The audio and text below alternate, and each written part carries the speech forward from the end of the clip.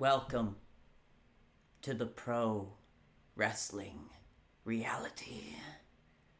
For a long time, fans and insiders who have been following that major entertainment industry from the beginning, long before Hulkmania was running wild and at the forefront of national media attention, before WrestleMania was at its absolute peak with 93,000 fans in attendance.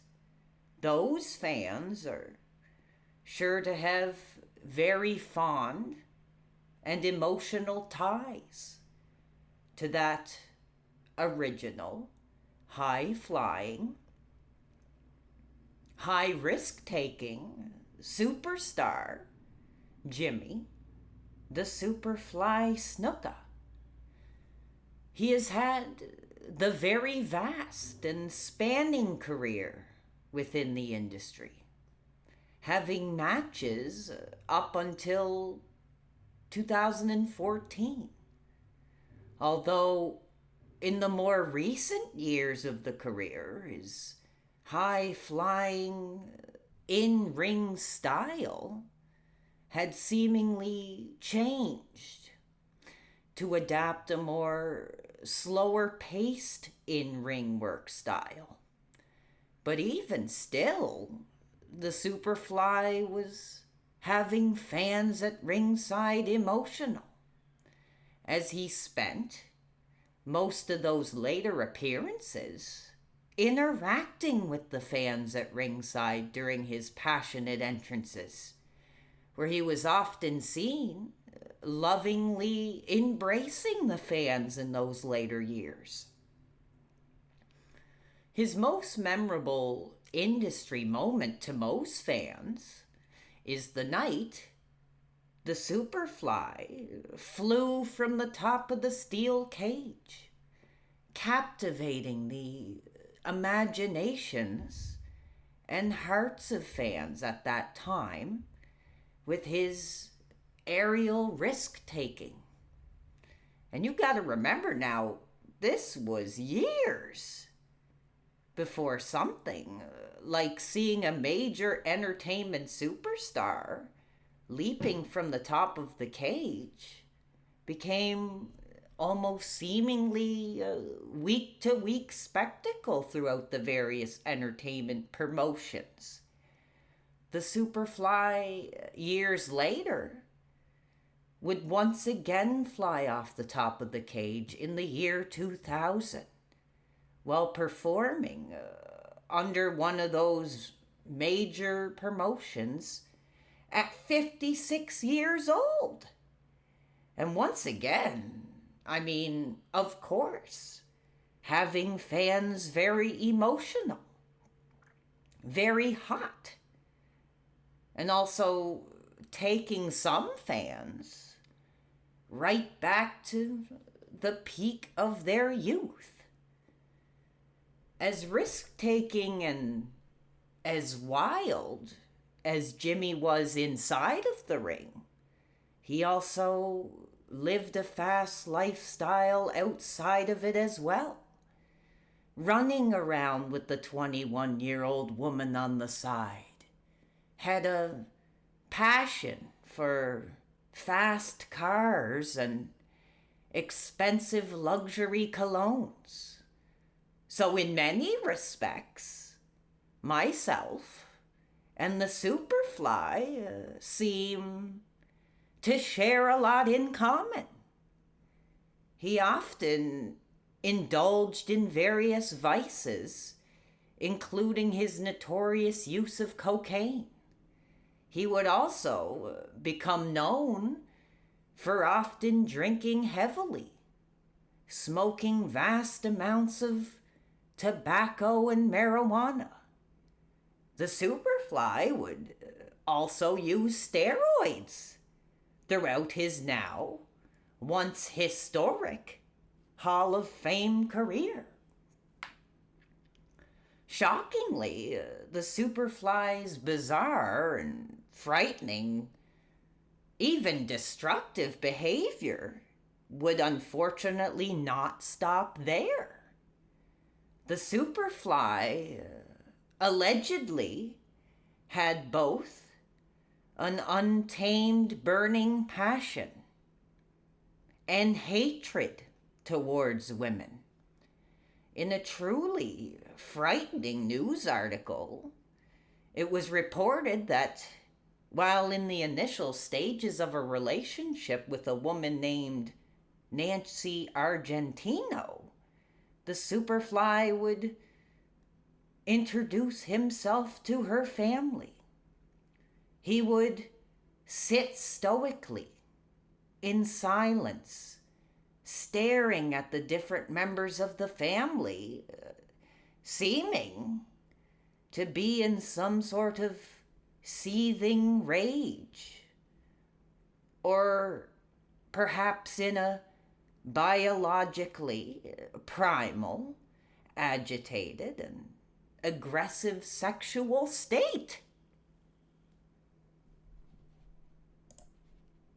Another frightening, reoccurring trait of the Superfly was that at various times, while visiting Nancy Argentino's family, he would often fly into a sudden rage, suddenly having that trademark crazed look in his eye, as he would then violently start shaking, and then would raise his hand while exhibiting a choking gesture towards the women. At times, the various Argentino women would become so frightened by this aggression displayed by the Superfly that they would often quickly leave the room. When they would leave the room, Snuka would then chase after them all over the house, offering them cocaine. Good Lord Almighty. I mean, we all know the 80s was a time for testing limits, indulging in vices and deviant behaviors, experimenting. But I mean, some of this is just sick and absolutely going too far. And shockingly, these allegations would be some of the lighter claims, that were brought forward towards the Superfly at this time. In another frightening report that was brought forward to me for this investigation, it seems that now, if this information is correct, that during a night on the road between live events, Snuka and Nancy were spending the night at a local New York hotel. At some point in the night, Argentino and Snuka started having a heated exchange behind the locked hotel room door.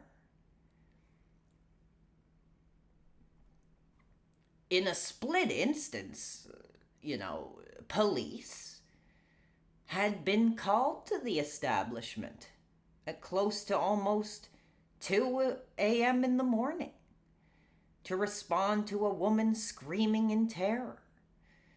Police arrived at the hotel to see Snuka exhibiting what I could only describe as almost explicit, prehistoric-esque, vulgar display of power.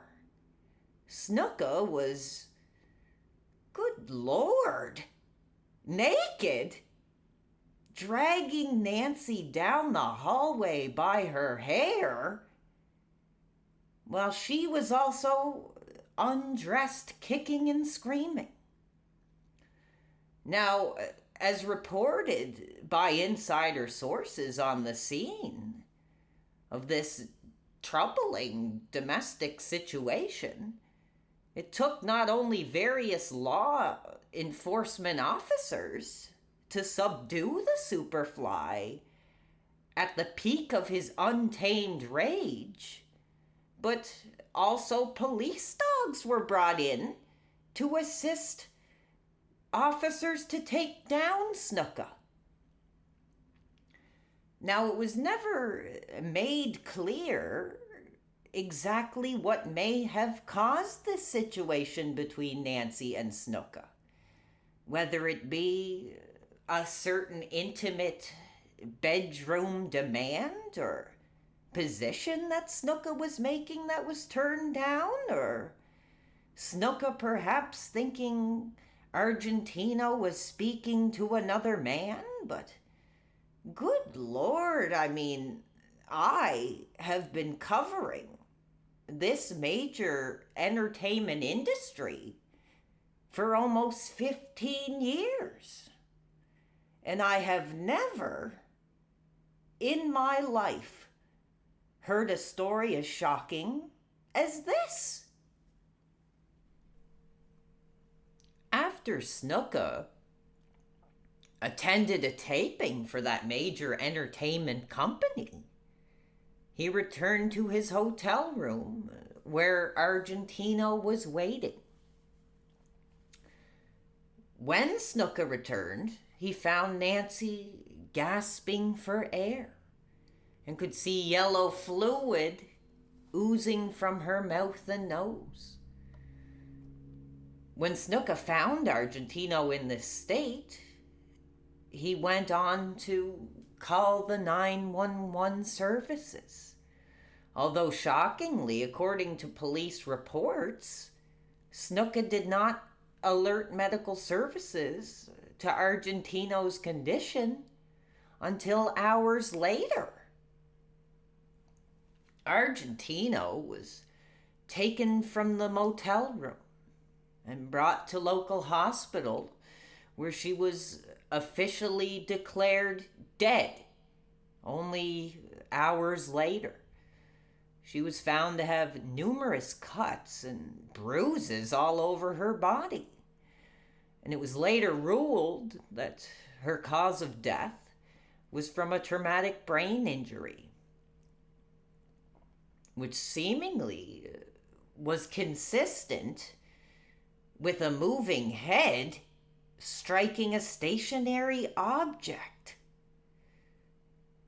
As shocking as it is to think of that trademark crazed look of Snuka being the final sight that Nancy would witness in her young life, it is even more disturbing to know that the charges were not pressed at this time against the high-flying, risk-taking entertainment superstar. Years later, on a local shock jock AM radio program called Oopie, Snuka was confronted about the situation with Argentino. Snuka was pressed on the issue of Argentino's controversial death, and Snuka responded. And tonight, now fans, we were unable to get permission to play this radio interview. So I am going to read the transcript of the conversation between Oopie and Snuka. So essentially, this would be Snuka speaking on the situation with Argentino here now. We were driving down to the Allentown for the TV the next day. So the girl, wanted to use the bathroom, so she got out and went to go use the bathroom. I pulled over to the side, and I guess after she got done, she came back over like a stream that was there, and she jumped and slipped and banged her head. And I thought she was okay. I'm waiting in the car. And then sure enough, I look out and go, my goodness, what's going on there? I was going nuts. AM radio shock jock host Opie then asks, now, were you a suspect at all? Did they suspect you? And Snuka then responds to these major allegations by saying, oh, well, they were asking me questions and all that stuff, and, I had to tell them the truth. My God. With everything that we know now, I will never know how men can come up with this crap. For years of numerous appearances within the industry, including a high-profile main event program with Chris Jericho on a WrestleMania match card, authorities finally caught up to Snuka, and he was brought to trial for his alleged involvement in Nancy Argentino's death.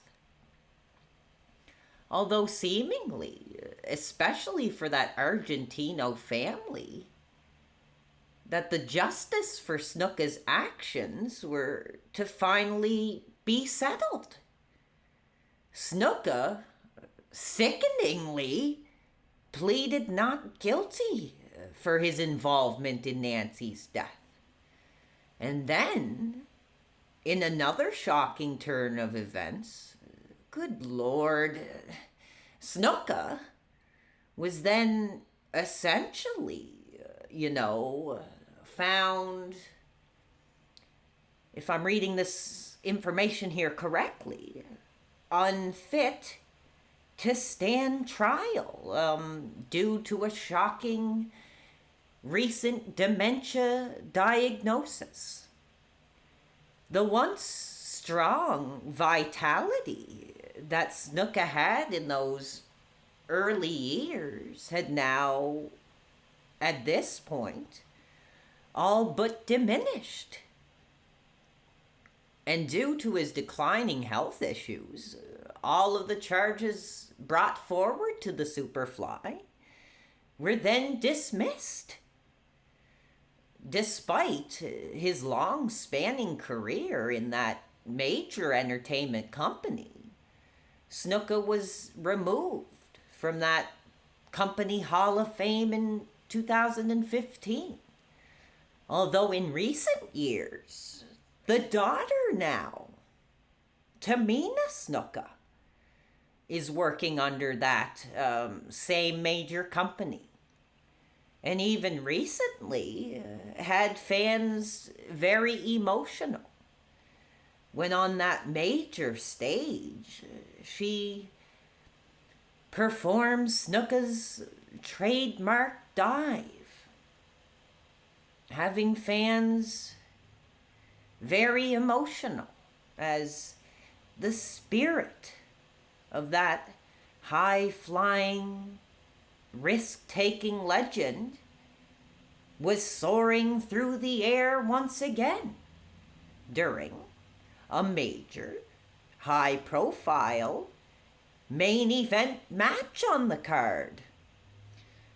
Although this was truly meant to be a feel-good moment for longtime fans, I personally can't help but think of the horror on the faces of the Argentino family after suffering for decades in silence in relation to Snuka's actions and possible involvement in their relative's death, allegedly at the hands of that industry wild man. And to this day, Snuka will never face justice for his possible involvement in the death of Nancy Argentino.